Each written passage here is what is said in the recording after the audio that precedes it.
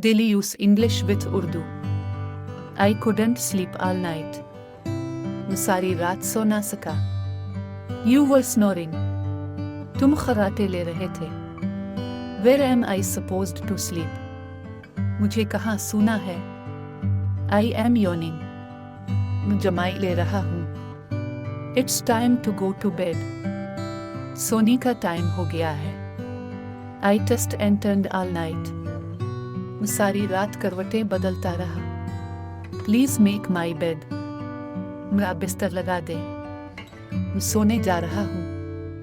I am going to sleep. मैंने कल रात एक ख्वाब देखा. I had a dream last night.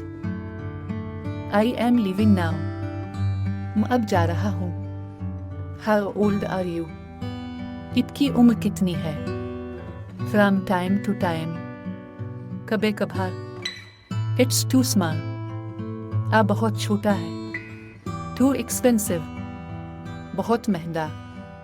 Keep distance. फासिला रखिए. I am fine. ते कहूँ. मैं. Are you ill? क्या तुम बीमार हो? I know his likes. आओ उसकी पसंद जानता हूँ. This is what I wanted. मैं यही चाहता था. I want to know. मैं जानना चाहता हूँ. How did this happen? आ कैसे हुआ?